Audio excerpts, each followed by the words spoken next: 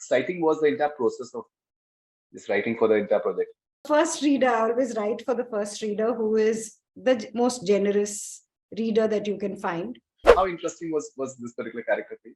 I did understand that people who would be watching Urmila's world would find her Cruella. You said a lot of things about Urmila, but you also you haven't mentioned the fact that she's also very beautiful. She looks yeah. Oh yes, I am from the day we had the look set and the look test and all of it, I did not want to get out of the vanity van only because I just wanted to stare at my face.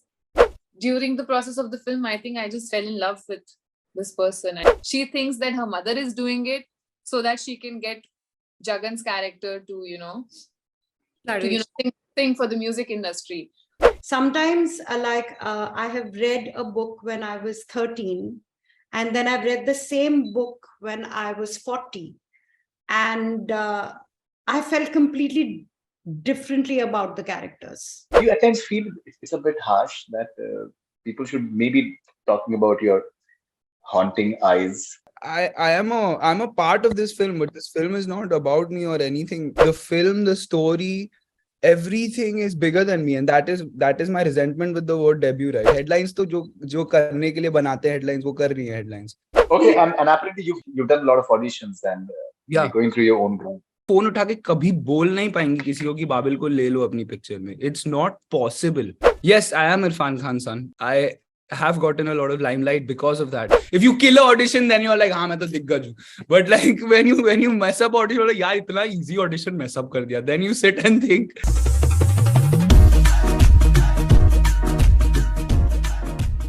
Guys, congratulations first of all, and welcome on Connect FM Canada. And we'll start with the director. So Anvita, it's such a fascinating world that there are so many real life references, and then obviously it becomes fictitious. And you suddenly transported in the world of Majru, and then suddenly something else altogether. How exciting was the entire process of this writing for the entire project? The writing is always fun. I'm writing the film because I'm actually not writing with the intention of, oh, I'm going to make it. Also because I wrote it so long ago. I wrote it in 2013 and wrote Bulbul in 2012. And lots of people were telling me, forget about other people telling me, when I didn't believe or know that I could direct. I just wanted to tell these stories. So I was writing for writing's sake because I couldn't help it. So I was writing. So I had a blast because my most generous reader was looking over the shoulder and saying, oh, this is so cool. This is so amazing. And that's me. So I was like, just having a lot of fun.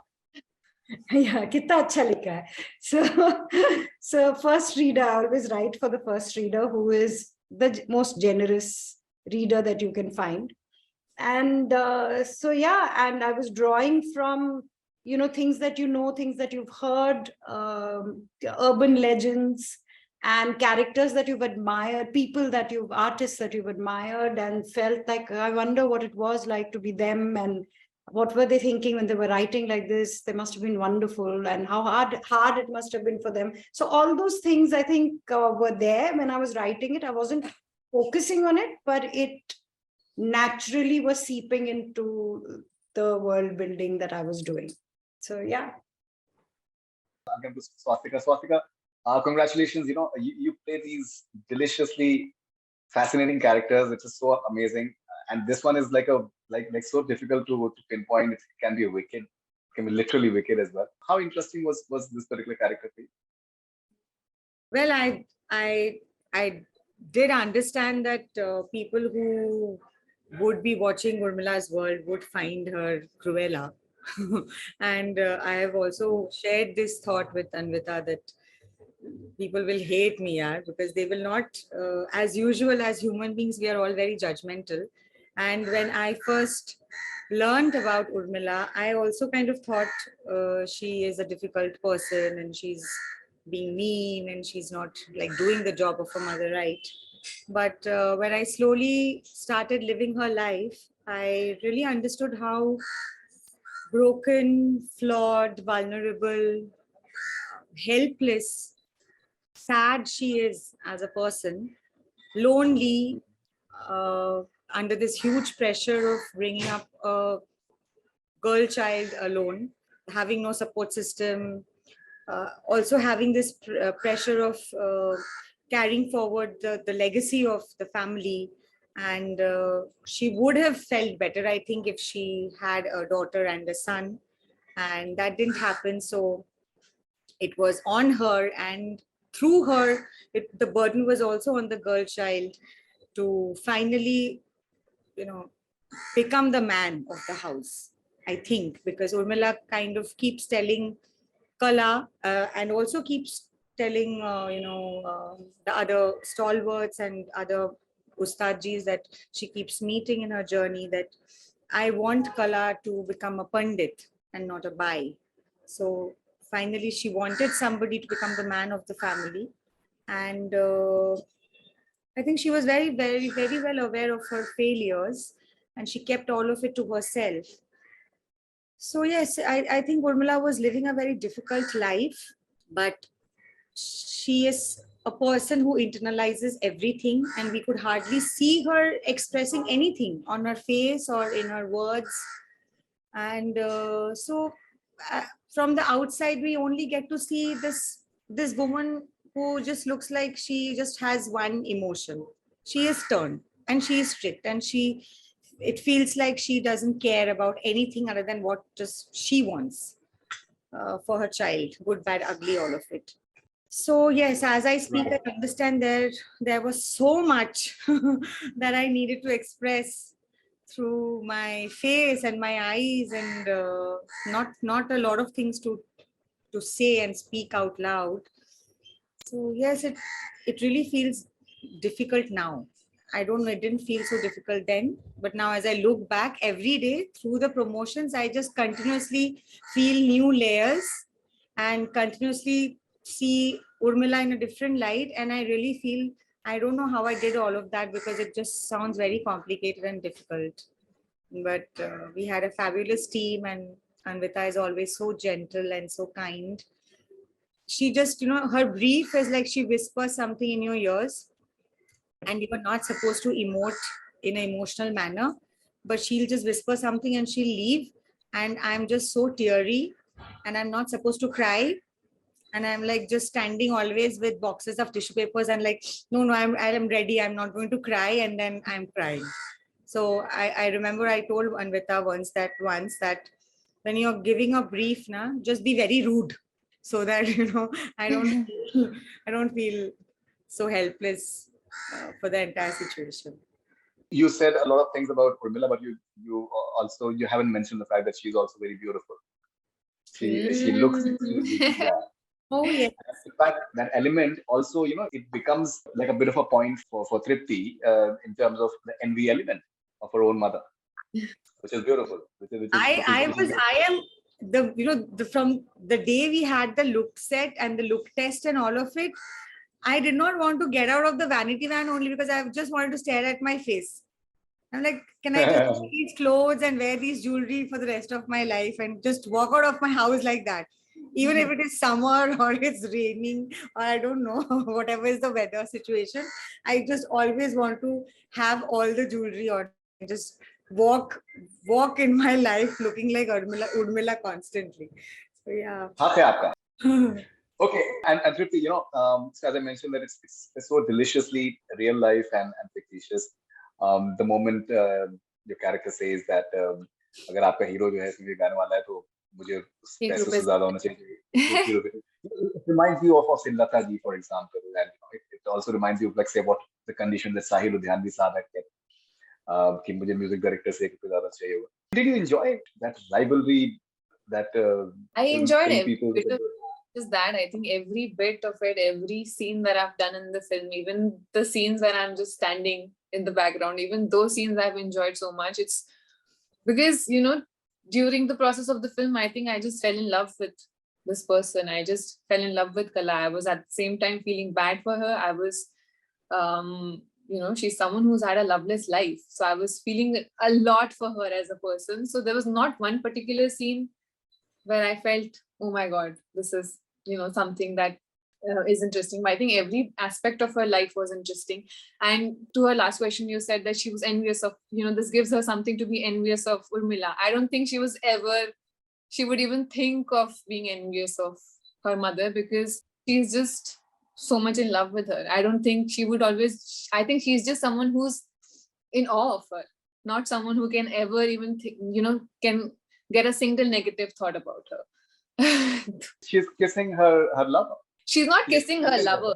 She is she's trying to he's first of all, like, she thinks that her mother is doing it so that she can get Jagan's character to sing for the music industry. So she thinks that this is, and she wants to do it, and she wants to do the same thing for her mother, not for any other reason, just so she can notice her and she can be proud of her. So she sees this as an opportunity. She thinks that since her mother was doing it, I can do it too. She doesn't look at it as, oh my God, she kissed him, so I'm going to kiss him too, and I'm going to, lure him into, I'm going to, make him get attracted to me. No, she thinks, okay, she doesn't even know what kissing is. That's what Anvita's brief was to me, that she's so innocent, so pure, that she feels, अच्छा ये करते हैं, ये करना होता है. मैं तो पहली बार देखी कि अच्छा मम्मी ऐसे करी थी, तो शायद maybe if I do it, he'll give me an opportunity to sing. So that was her mental state, not that, okay, I'm gonna now make him get attracted to me, so he leaves my mother and gives me an opportunity to become a singer. So envy is only for Jagan, not for anybody else.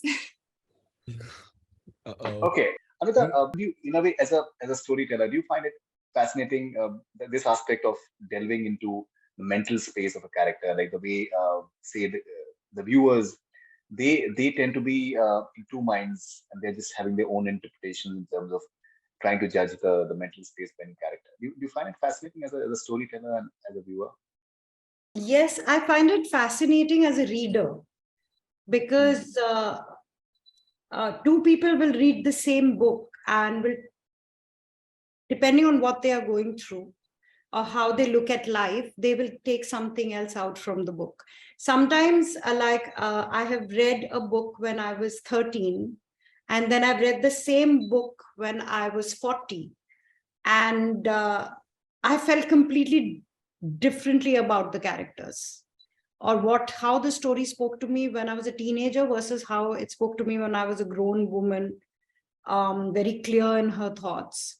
It's completely different. So that, yes, that I would like anyone who sees it to get whatever is resonating with them out of it. The dream is that it resonates with you, that you watch the film, you go on this journey. I will lead you into this world. I will take you through these lives of these people. And I want you to recognize the emotion, if not the person, in yourself, in the life that you've lived, in something that you've read or something that you've observed in your parents, your grandparents, your daughters, your sons, or just you, on that one day, maybe in a conversation with your boss, you felt a certain way and you recognize, you resonate at a subatomic level. That is all that I want from the story, because that's how, when I read stories, that's what I feel. And I would like to hopefully offer the same experience to anyone who watches my film, that you resonate, you recognize, and make what you want of it. Find your own answer to the riddle that I'm posing. That's what great art is all about, that it leaves it to the interpretation of people who are observing it, reading it. Okay, so Babil, when I Googled for Qala, I saw a lot of links about you. Yeah. And do you, in a way, at times feel that it's a bit harsh, that the questions posed to you, like primarily about your father, mostly about, apparently you're not happy with the way that the debut was used for, and somehow that. Do you at times feel it's a bit harsh that people should maybe talking about your haunting eyes, and I think a very mysterious character? No, harsh in the sense that I have no disillusion that people will talk about me, because let's be honest, like I am all any clout or fame I got, was because of Baba. So I never felt like the comparisons won't be made, or I would be spoken in a light which is separate from Baba. That vehem was never there in me at all, at all. I don't know. I just see it as an inevitability, right? Like, it's not harsh. I've received a lot of love, and people have actually been extremely, extremely kind to me. The only thing is that I don't know. I just wished in some way, maybe, which also is I feel like unfair of me to wish, but I just wish that lesser questions were asked to me and more questions were asked to everybody else, because I'm a part of this film, but this film is not about me or anything. You know what I mean? Like, this is I was given an opportunity to be a part of this world, and I think that is the truth of it. The film, the story, everything is bigger than me, and that is my resentment with the word debut, right? Because it puts the attention on the individual, and the story and the film should always be bigger than you. And I just feel like, because of the culture we are in and the reasons for why I received this limelight on me, I just hope that doesn't overshadow the film. And it's really not. I don't think it is. Like, I think when you watch the trailer, you just look at Tripti, look at Swastika. You can't deny anything else. The headlines are headlines. Headlines to jo karne ke liye banate hain headlines, wo kar rahi hain headlines. I don't know. I don't know. Okay, and apparently you've done a lot of auditions and Yeah, going through your own growth. of course. I mean, of course, I'm doing auditions. Like, you have to understand that, like, Mama, she will never ever be able to ask for a favor that is not deserving, or stand up for me or fight for me when she knows that I haven't put in the hard work, or I haven't, like, वो phone उठा के कभी बोल नहीं पाएंगी किसी को कि बाबिल को ले लो अपनी पिक्चर में. It's not possible. Like, she will, if she wants me to be a part of the film, then she would just really wish and hope that I kill the audition. And if I don't kill the audition, then, and if I mess up the audition, then वो घर पे मुझे डांट पड़ेगी. But Mama wouldn't pick up the phone and be like, I know he has messed up the audition, but please take him. You know what I mean? Like, that aspect never plays out in our family. It's not. Yes, I am Irrfan Khan's son. I have gotten a lot of limelight because of that. But it would kill Mama if I ever got the job without without deserving the opportunity. Like, it would absolutely kill her. And I think it's absolutely against our values for me to ever approach any situation with that kind of perspective. I have to deserve that place in the film. If I don't, then I should not be a part of it. It's just as simple as that. So I give a lot of auditions and I get rejected for a lot of auditions, but, like, rejections are, I think they are what make you grow, right? Because then you sit down and you're like, if you kill an audition, then you're like, हाँ मैं तो दिग्गज हूँ. But, like, when you mess up audition, you're like, यार इतना easy audition mess up कर दिया. Then you sit and think, like, okay, where do I have to grow? I think that's auditioning is a lot of fun if you just take the ego out of it and the pressure out of it. I think it's great practice. So Irfan bhai, wherever he must be, I think he must be smiling. That I think sab badhiya hai. I think all the mind space is completely sorted. No, I think that's amazing.